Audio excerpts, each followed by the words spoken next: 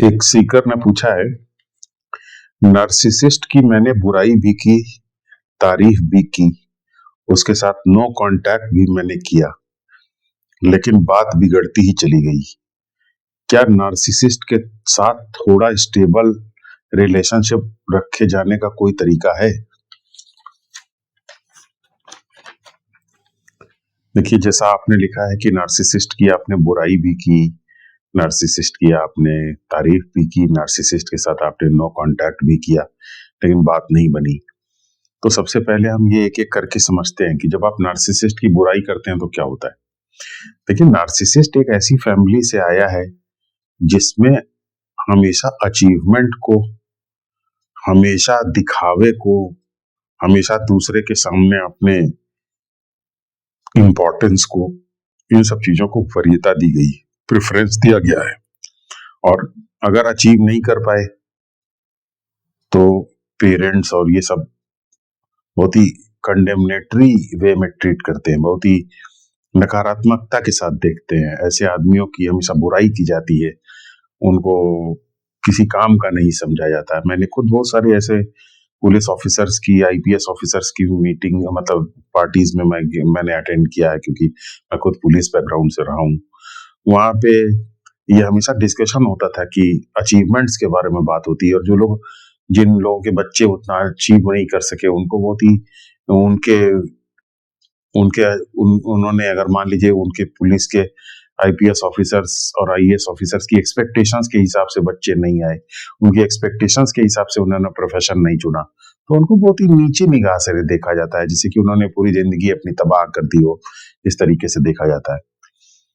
तो ऐसे माहौल में अचीवमेंट सेंट्रिक फैमिली, ग्रैंडियोसिटी को सेलिब्रेट करने वाली, पावर ब्लॉक दिखावे वाली फैमिलीज के में बच्चे जो है वो ये देखते हैं कि कहीं वो शर्मिंदगी का शिकार हो जाते हैं अगर उनको अचीवमेंट ना मिले, इनसिक्योरिटी का शिकार हो जाते हैं अगर उनको अचीवमेंट ना मिले। तो क्या काम करते हैं, एक फेक सेल्फ इमेज बना लेते हैं, एक फेक अचीवर की सेल्फ इमेज बना लेते हैं, एक फेक सेल्फ इमेज बना लेते हैं सुपरस्टार की, एक फेक सेल्फ इमेज बना लेते हैं, एक ग्रैंडियोस सेल्फ इमेज बना लेते हैं। और उस फेक सेल्फ, झूठी सेल्फ इमेज के पीछे क्या रहता है, उनकी एम्प्टीनेस रहती है। वो जानते रहते हैं कि वो कुछ नहीं, उनके अंदर की शर्मिंदगी की वो कुछ अचीव नहीं कर सके हैं वर्थवाइल। तो ये सब उसके पीछे रहता है, एम्प्टीनेस, खालीपन, शून्यता रहती है। तो नार्सिसिस्ट के लिए ये बहुत ही ज्यादा इंपॉर्टेंट है कि वो इस तरीके की एक झूठी सेल्फ इमेज रखे और दूसरे लोग उसकी सेल्फ इमेज को रिस्पेक्ट करें, उसको माने, उसको सच माने। क्योंकि अगर उसकी सेल्फ इमेज को नहीं मानेंगे, सेल्फ इमेज उसकी ब्रेक हो जाती है, तब तो उसकी शर्मिंदगी बाहर आ जाएगी, उसकी इनसिक्योरिटी बाहर आ जाएगी। तो ऐसे वो सर्वाइव ही नहीं कर सकता, उसको नार्सिसिस्टिक इंजरी महसूस होगी। तो जब आप नार्सिसिस्ट की बुराई करते हैं तो वो बुरी तरीके से बौखला जाता है।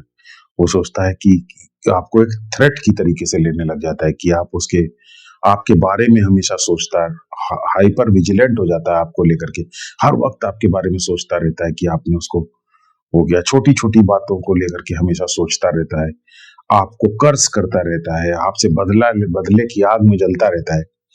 और मैं ये बताऊं कि अगर आपने नार्सिसिस्ट को हर्ट कर दिया, यानी उसकी सेल्फ इमेज को ब्रेक करने की कोशिश की, बुराई की, या उसकी अथॉरिटी को आपने सीधे सीधे चैलेंज कर दिया, तो मैंने ये एक चीज नोट किया है, मैं अपना ऑब्जर्वेशन आपको बता रहा हूँ, कि उसका चेहरा एकदम से बौखला जाता है, आंखें एकदम, चेहरा तमतमा जाता है, आंखें एकदम खिंच जाती है। और उस वक्त अगर आप उसका फोटो खींच लें तो आपको पता चलेगा कि वो एकदम सांप की तरह हो जाता है, फुफकारने लगता है एकदम से, आंख एकदम उसकी, अगर आप देखेंगे, एकदम सांप की तरीके से हो जाती है, बॉडी पोस्चर एकदम सांप की तरीके से हो जाता है। तो ऐसा सांप जैसा आदमी किसी को भी उस वक्त काट सकता है, तो नुकसान पहुंचाने की योजना बना सकता है। मैंने खुद भी कई बार एक्सपेरिमेंटली ऐसे लोगों को चैलेंज करके देखा है, और उस चैलेंज करने के बाद मुझे बहुत नुकसान उठाना पड़ा उसका। और हालांकि ईश्वर के हाथ में सब कुछ होता है, जब किसी चीज का आपको कोई नुकसान पहुंचाता है तो किसी और दूसरे चीज में आपको उतना फायदा भी पहुंचाता है। तो इसलिए हमेशा फियरलेस रहना चाहिए। लेकिन अगर आप फियरलेस नहीं है तो कोई बात नहीं, आप स्ट्रेटेजिक रहिए, तो आप चीजों को ठीक से समझते रहिए। तो जब आप उसकी नार्सिसिस्टिक इंजरी देते हैं तो सांप की तरीके से फुफकारने लगता है, एकदम तमतमा जाता है, एकदम से घूरना शुरू कर देता है आपको। वो ये मैसेज आपको देता है कि मुझसे मत टकराओ, वरना मैं किसी भी स्तर तक जा सकता हूँ। तो इसलिए आप उसकी बुराई करके करना सही स्ट्रेटजी नहीं है। सही स्ट्रेटजी इसलिए भी नहीं है क्योंकि आपको पता नहीं है कि आपके छोटे से ट्रिगर को, छोटी सी नार्सिसिस्टिक इंजरी पर वो किस तरीके से रिएक्ट करेगा। उसका रिएक्शन उसके ऊपर बहुत ज्यादा ओवर रिएक्शन हो सकता है। छोटी सी बात का वो बहुत ज्यादा बतंगड़ बना सकता है, बहुत बड़ा नुकसान, कुछ अ, बहुत बड़ा रिएक्शन दे सकता है। यानी कि कहने का मतलब ये है कि हो सकता है कि आपने उसको थोड़ा सा, आपने अपना गुस्सा उसके प्रति जाहिर किया हो और वो हो सकता है मकान ही बेच दे। आपको थोड़ा सा उसने आपने आपने उसको थोड़ा सा आईना दिखाने की कोशिश की हो, तो हो सकता है कि वो कोई बड़ा भारी नुकसान कर दे।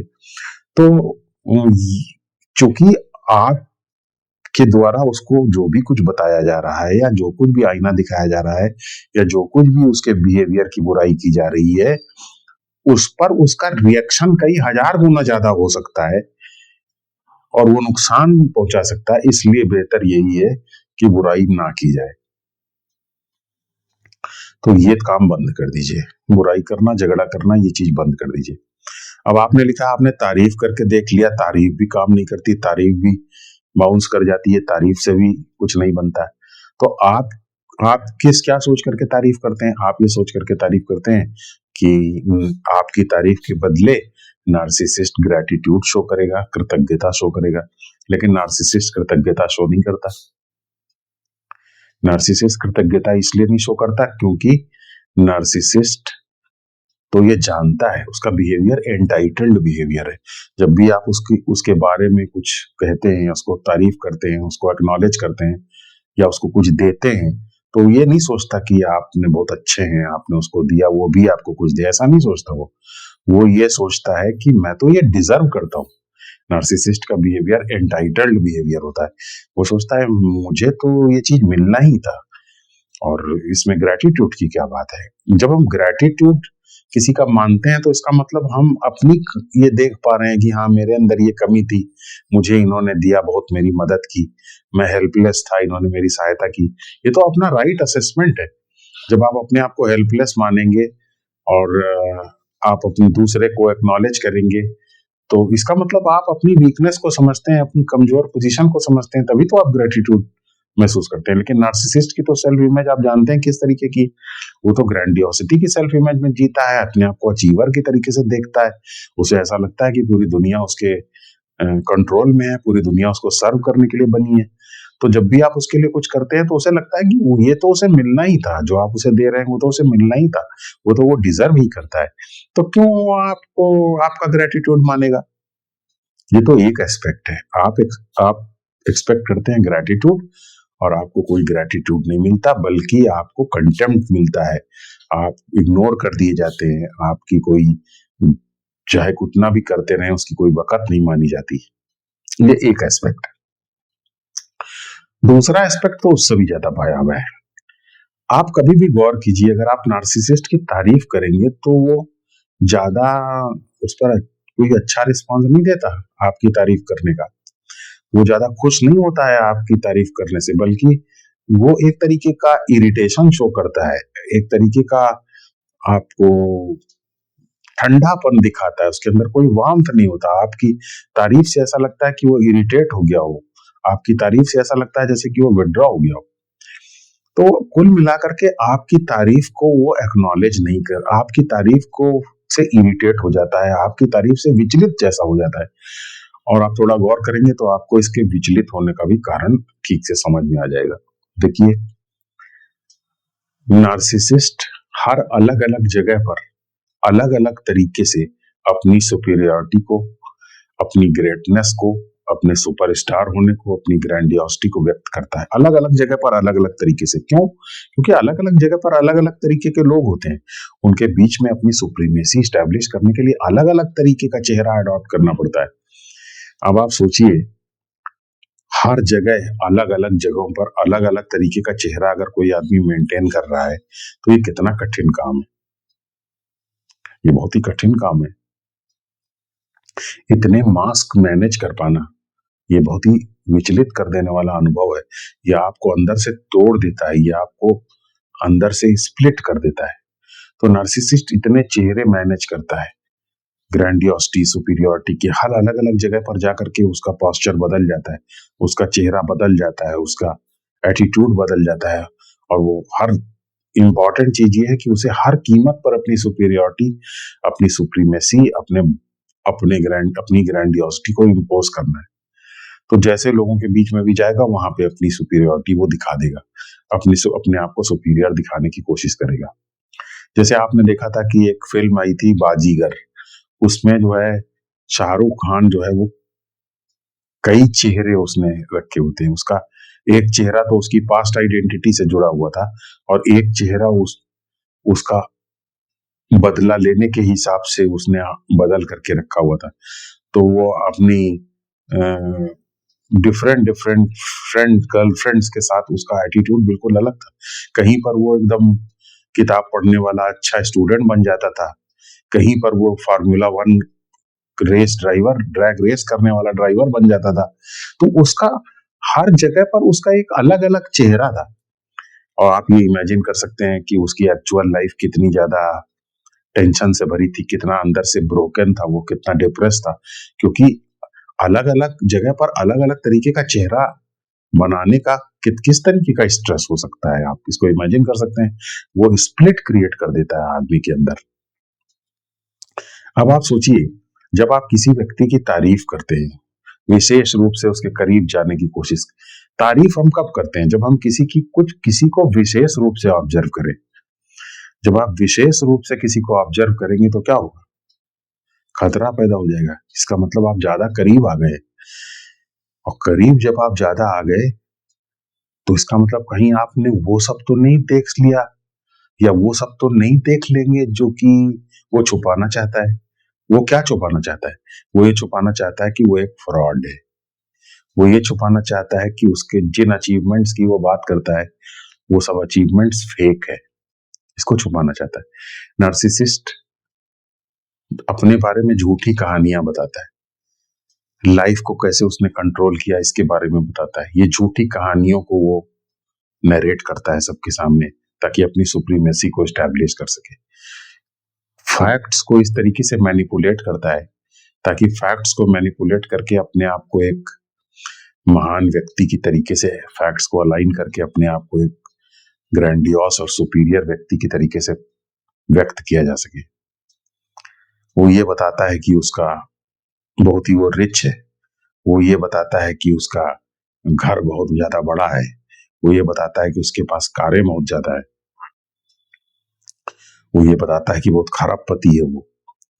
अब आप मान लीजिए कि आप उससे कभी ये कह दें कि आप चलो मैं आज आपके घर चलना चाहता हूँ, तो जब आप उसके घर चले जाओगे तो पता नहीं चल जाएगा कि उसके घर छोटा सा है, पता नहीं चल जाएगा कि उसकी कार उसके पास नहीं है, पता नहीं चल जाएगा कि वो बहुत जितना बताता है वैसे वो उसका कुछ नहीं है। तो इससे वो एक्सपोज नहीं हो जाएगा।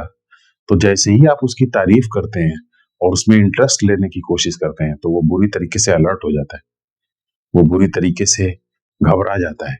उसको ऐसा लगता है कि कहीं ऐसा ना हो कि आप पता लगा लें उसके बारे में, कहीं ऐसा ना हो कि उसके बारे में आप जान जाएं, कहीं ऐसा ना हो कि आप उसको ये रिवील कर दें कि अरे ये तो फ्रॉड है। तो इस ऐसा उसके साथ ना हो जाए, इसलिए जब भी आप उसके थोड़ा करीब आने की कोशिश करते हैं, उसके बारे में कुछ जानने की कोशिश करते हैं, पॉइंटेड क्वेश्चंस उसकी लाइफ के बारे में पूछने की कोशिश करते हैं, तो वो बुरी तरीके से विचलित हो जाता है और आपकी तारीफ एक्चुअली बाउंस हो जाती है उसके सामने। तो ऐसे में नार्सिसिस्ट क्या करे? अगर आप तारीफ कर रहे हैं तो तारीफ करने की वजह से वो अपसेट हो जाएगा बुरी तरीके से, और आपको जो है रिस्पॉन्ड करना, आपको जो है आपके बारे में वो एक इस तरीके का आपके बारे में आपसे दूरी बनाने की कोशिश करेगा, आपको आपके आपके साथ वार्मथ नहीं शो करेगा, डिस्करेज करेगा आपको कि आप उसके बारे में और ज्यादा पता लगाएं और ज्यादा बात करें। तो क्या वाकई नार्सिसिस्ट तारीफ नहीं चाहता? नहीं, तारीफ चाहता है, नार्सिसिस्ट तारीफ चाहता है, लेकिन उस तरीके की नहीं। एक तरीके की सब्लिमिनल तारीफ चाहता है वो, डायरेक्ट नहीं। एक ऐसी तारीफ जिसमें आप अंदर से महसूस करें कि वो बहुत बड़ा है, बहुत सुपरस्टार है, बहुत ग्रैंडियोस है, बाहर से लेकिन पता लगाने की कोशिश ना करें। आप भौचक रह जाएं इस बात से कि वो कितना ग्रैंडियोस है, कितना बड़ा सुपर हीरो है, भौचक रह जाएं, और आपकी इतनी हिम्मत भी ना हो कि आप कोई सवाल पूछ पाए, कुछ पता लगा पाए। तो वो इस तरीके से सब्लिमिनली, सबकॉन्शियस लेवल पर आपकी आंखों में अपने लिए तारीफ देखना चाहता है, ना कि सीधे आप पता लगाने की कोशिश करें, टॉर्च लेकर के उसके डार्क कॉर्नर्स का पता लगाने की कोशिश करें, पॉइंटेड क्वेश्चंस उसकी जिंदगी के बारे में पूछना शुरू कर दें। ये वो नहीं चाहता, क्योंकि इसमें उसके रिवील हो जाने का खतरा है। तो इसलिए नार्सिसिस्ट कभी नहीं चाहेगा कि आप उसकी तारीफ करें, और उसकी तारीफ करके उसके जीवन के बारे में पता लगाएं, उसके जीवन के बारे में प्रश्न पूछें, और इस तरीके से ये पता लगा लें कि वो एक्चुअली एक फ्रॉड है, उसका अचीवमेंट एक झूठ है, और वास्तव में उसकी लाइफ जो है कुछ नहीं बल्कि एक इनऑथेंटिक झूठी लाइफ है, और वो एक्चुअली कुछ नहीं है, शून्यता और एम्प्टीनेस का शिकार है। वो ये नहीं चाहता कि आप ये जान जाएं, इसीलिए तारीफ से भी आपकी बात नहीं बनती, तारीफ से भी वो इरिटेट हो जाता है। नार्सिसिस्ट को आप देखेंगे तो घर में बहुत ही कोल्ड रहता है, घर में बहुत ही इरिटेटेड बिहेवियर रहता है। क्यों? क्योंकि घर वाले उसकी असलियत धीरे धीरे जान जाते हैं।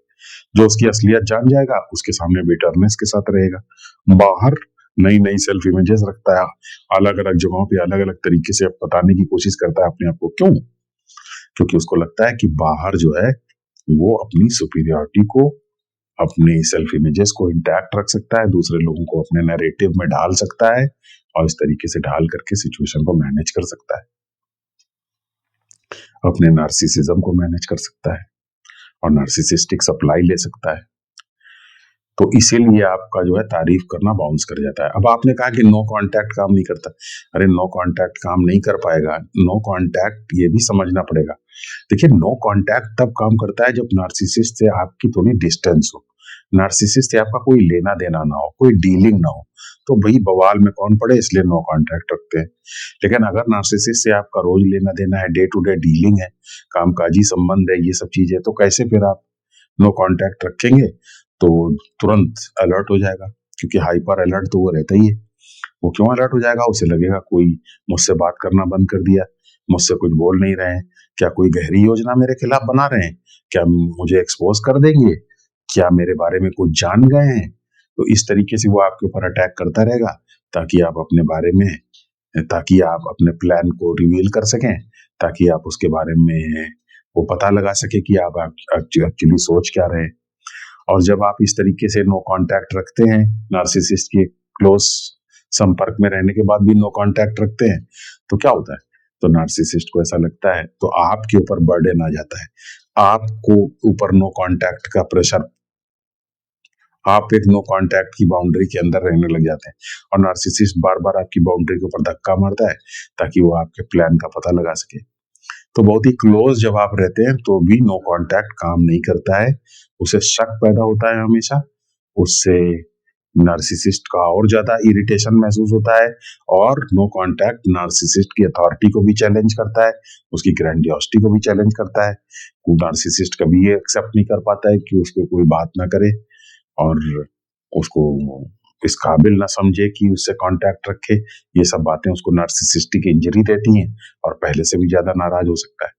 तो आपने पूछा है कि आखिर ना तारीफ करने से मैनेज हुआ, ना बुराई करने से मैनेज हुआ, नो कांटेक्ट से भी बात बिगड़ गई, तो क्या चीज है, क्या कोई ऐसा तरीका है जिससे कि नार्सिसिस्ट को डील किया जा सकता है? हाँ, एक तरीका है, आप उसके प्रति न्यूट्रल हो जाए।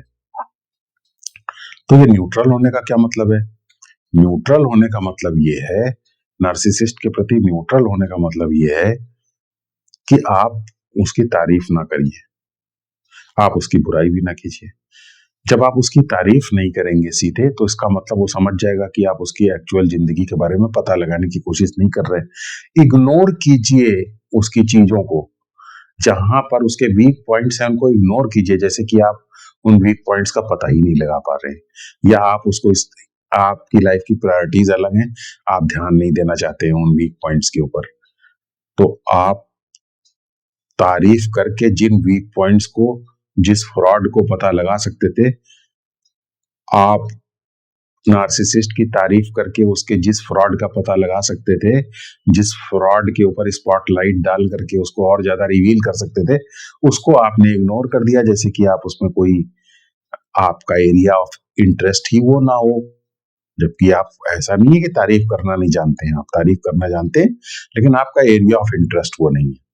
तो इसलिए आप जो है उसको इग्नोर कर देते हैं, और इस तरीके से जब इग्नोर कर देते हैं तो नार्सिसिस्ट ये समझ जाता है कि आप जो है उसके ऊपर टॉर्च लगा करके उसके फ्रॉड होने को का पता नहीं लगा रहे हैं तारीफ करके डायरेक्ट।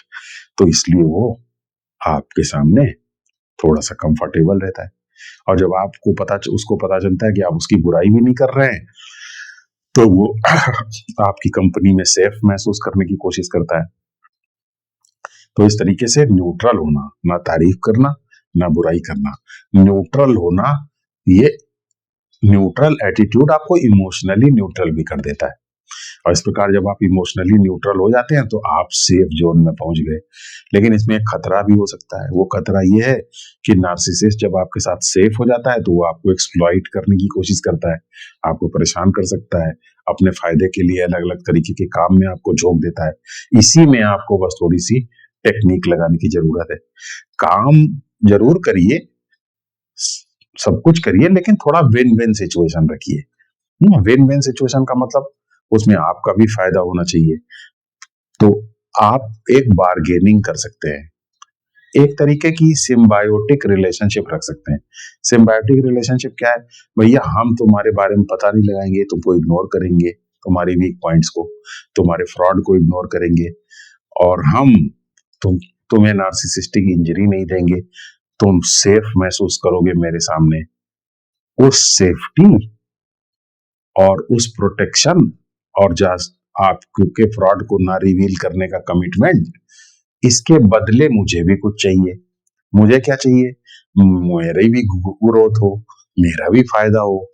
तो इस तरीके से एक सिम्बायोटिक रिलेशनशिप एस्टेब्लिश करने की कोशिश कीजिए। आप उनको रिवील नहीं करेंगे, उसके बदले आप उनके लिए, वो आपको कोई काम देता है, ठीक है, आप भी काम कीजिए, आप भी ग्रो कीजिए, वो भी। इस तरीके से आप इमोशनली न्यूट्रल बने रहिए, विन विन सिचुएशन रखिए, सिम्बायोटिक रिलेशनशिप में रहिए, और इस तरीके से आप मैनेज करने की कोशिश कीजिए इस प्रोसेस में। लेकिन शुरुआत में थोड़ा स्लो चलने की जरूरत है। क्यों स्लो करने की जरूरत है? क्योंकि नार्सिसिस्ट के साथ स्लो नहीं चलेंगे तो पहले वो क्या काम करेगा कि आपको, जब आप रिएक्ट नहीं करेंगे, ज्यादा न्यूट्रलिटी के साथ बिहेव करेंगे, तो नार्सिसिस्ट को आपको ह्यूमिलिएट करने का पूरा मौका मिल जाएगा। क्योंकि पहले रेजिस्ट करते थे तो ह्यूमिलिएट करने से भी थोड़ा डरता था, लेकिन अब आप नहीं कर रहे तो बार बार ह्यूमिलिएट करेगा। लेकिन आप उसके बावजूद भी कुछ ज्यादा चिंता ना करिए, आप ज्यादा फिर भी रिएक्ट ना कीजिए। तो धीरे धीरे नार्सिसिस्ट को ये भरोसा हो जाएगा कि आप उसको नुकसान नहीं पहुंचाएंगे, उसको नार्सिसिस्टिक इंजरी ना तारीफ करके देंगे, ना उसको नार्सिसिस्टिक इंजरी बुराई करके देंगे। तो जैसे जैसे वो आपकी तारीफ करता जाएगा, मतलब जैसे जैसे आपके ऊपर भरोसा करता जाएगा, वैसे वैसे वो उसके साथ सिम्बायोटिक रिलेशनशिप और डीलिंग करना आसान होता जाएगा। तो इस तरीके से न्यूट्रल रिलेशनशिप नार्सिसिस्ट के साथ रखने की कोशिश कीजिए। याद रखिए, जब शुरुआत में नार्सिसिस्ट आपको ह्यूमिलिएट कर रहा है या आपको कुछ बुरा भला कह रहा है, आपकी सेल्फ रिस्पेक्ट के ऊपर चोट पहुंचा रहा है, तो उस वक्त क्या याद रखना है? ये याद रखना है कि कोई भी व्यक्ति जब मुझे नुकसान पहुंचे, मुझे चोट पहुंचाता है, मेरा अपमान करता है, तो किस चीज का अपमान करता है? वो मेरी मान्यताओं का सिर्फ अपमान करता है, मेरी पर्सनैलिटी का अपमान करता है, मेरी पर्सनैलिटी के अंदर जो मेरी कंडीशनिंग्स है उनका अपमान करता है, मेरे बिलीफ सिस्टम का अपमान करता है। और जब मैं कहता हूं कि मेरी सेल्फ रिस्पेक्ट का अपमान कर रहा है, तो सेल्फ रिस्पेक्ट क्या है? ये जो सेल्फ इमेजेस मैंने बनाई है, उन्हीं सेल्फ इमेजेस को चोट पहुंचाता है अपमान करके। तो ये सब सेल्फ इमेजेस, तो अपमान खो जाए तो ठीक ही है, क्योंकि ये पैसिव हो जाती है जब सेल्फ इमेजेस, तो हम और ज्यादा कंफर्टेबल महसूस करते हैं। क्योंकि तब अगर कोई मुझे वैसी ही बुरी अपमानित करने वाली बात कहेगा, तो अगर मेरी सेल्फ इमेजेस पैसिव हुई तो मुझे बुरा नहीं लगेगा।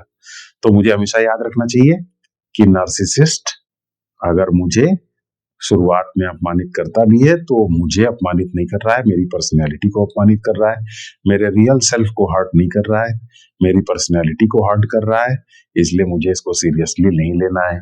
मेरी सेल्फ इमेजेस को हर्ट कर रहा है। चीख करके अगर आपसे बोल रहा है तो चीख करके बोल रहा है, तो किस चीज को हर्ट कर रहा है? आपकी इस मान्यता को हर्ट कर रहा है कि मुझसे चीख करके नहीं बोलो, क्योंकि आपने अपने एनवायरनमेंट में ये सीखा है कि मैनर्स ये होता है कि चीख के नहीं बोलना चाहिए। तो आपने अपनी एक मान्यता बना ली है कि चीख के बोलने से अपमान होता है।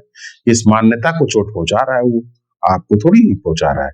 बहुत सारे लोग होते हैं जो चीख के बोलने को अच्छा मान सकते हैं, अगर उनकी मान्यता वैसी बन जाए, वो उस तरीके के एनवायरनमेंट में आए हों। आप देखते हैं बहुत सारे लोगों को गाली दीजिए तो बुरा नहीं मानते हैं और खुश हो जाते हैं। तो क्यों? क्योंकि गाली देने के एनवायरनमेंट से आए हों। तो ये मान्यताएं टकराती हैं, कोई हम किसी से नहीं टकराते हैं।